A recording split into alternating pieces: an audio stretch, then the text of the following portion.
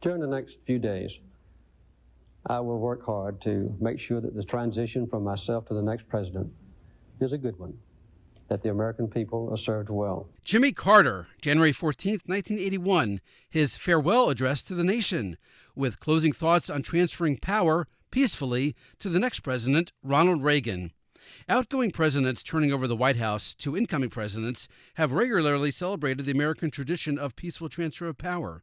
Ronald Reagan called it a miracle. We'll hear how other presidents talked about it in this episode of C-SPAN's podcast, The Weekly. The peaceful transfer of power.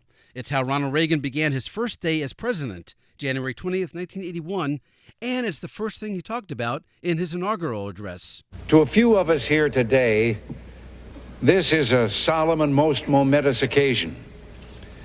And yet in the history of our nation, it is a commonplace occurrence.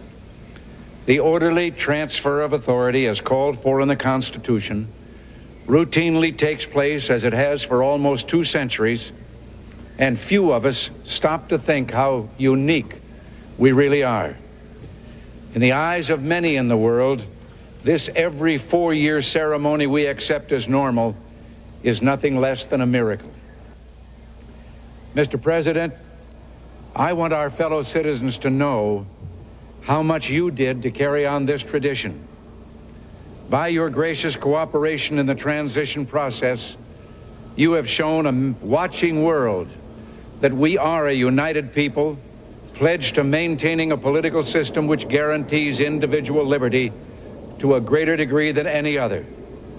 And I thank you and your people for all your help in maintaining the continuity which is the bulwark of our republic. And it's also how Bill Clinton began his final radio address to the nation, January 20th, 2001, his last words as president, and a similar message about what the world thinks about America's peaceful transfer of power.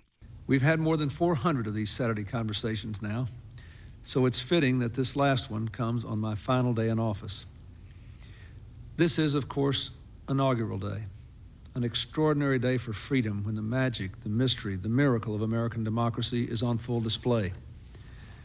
The peaceful transfer of power from one administration to the next, from one party to another, may confound others around the globe, but it reflects the underlying strength of our Constitution and rule of law. Bill Clinton became president in 1992 by defeating incumbent President George H.W. Bush. The day after the campaign, on November 4th, 1992, President Bush greeted supporters and staff on the south lawn of the White House. I can think of nothing other to say than let's finish this job with style. Let's get the job done. Cooperate fully with the new administration. The government goes on as well it should, and we will support the new president and give him every chance to lead this country into greater heights. In 1988, Republican George H.W. Bush replaced Republican Ronald Reagan.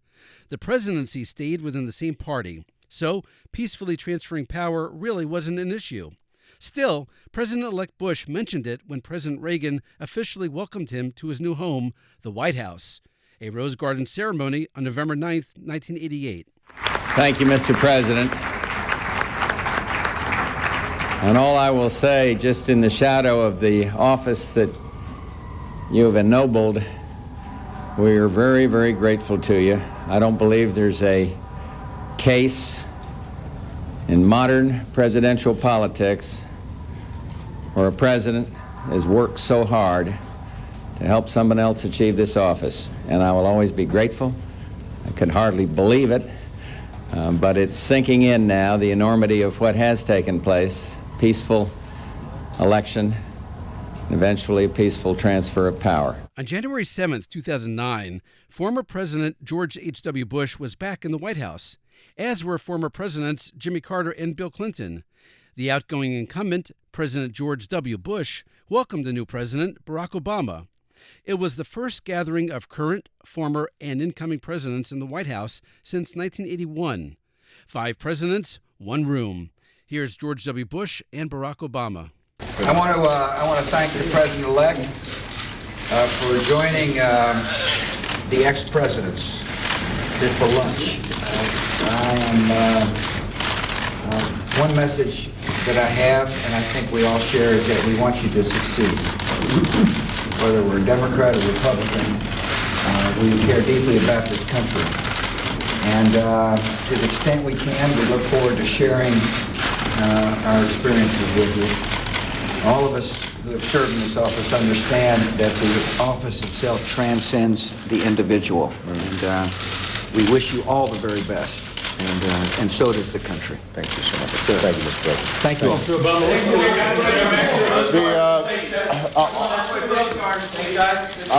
I just want to thank the President for. I just want to thank the President for hosting us. This is an extraordinary gathering.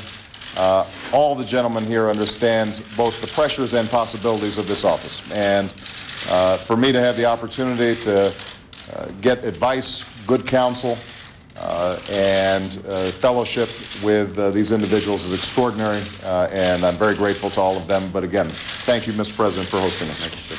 Okay, guys. President Obama turned the White House over to Donald Trump. He gave his farewell address on January 10, 2017. President Obama spoke at McCormick Place in Chicago. It was the first time a president returned to his hometown to deliver the traditional farewell address. In 10 days, the world will witness a hallmark of our democracy. No.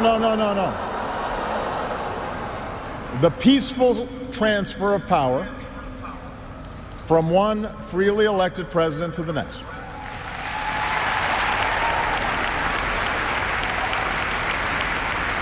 I committed to President-elect Trump that my administration would ensure the smoothest possible transition, just as President Bush did for me. And President Trump gave his farewell address on January 19, 2021.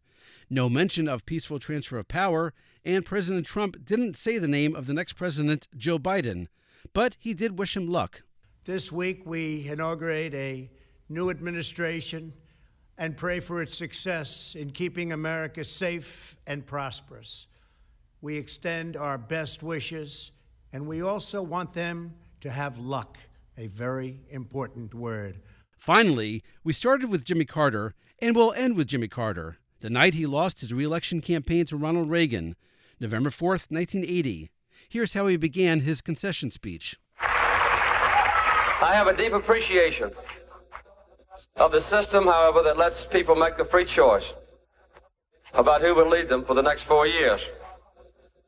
About an hour ago, I called Governor Reagan in California, and I told him that I congratulated him for a fine victory.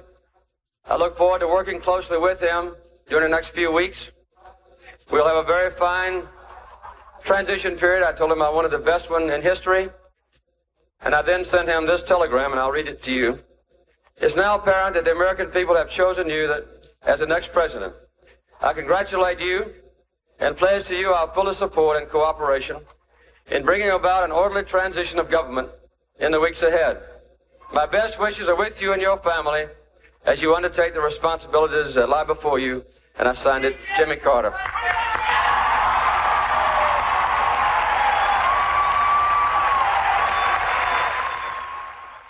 And now, a bonus clip. And speaking of Jimmy Carter, in 1976, he became president after defeating the incumbent Gerald Ford. President Ford chose to turn his final State of the Union address into his farewell to the nation.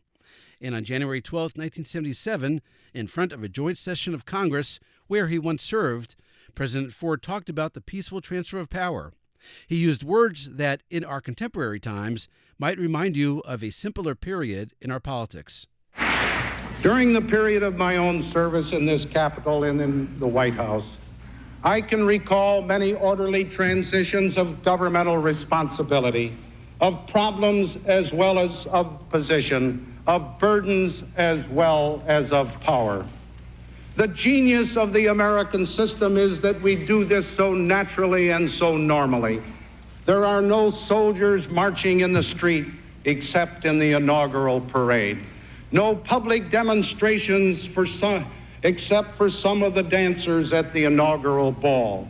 The opposition party doesn't go underground, but goes on functioning vigorously in the Congress and in the country. And our vigilant press goes right on probing and publishing our faults and our follies, confirming the wisdom of the framers of the First Amendment.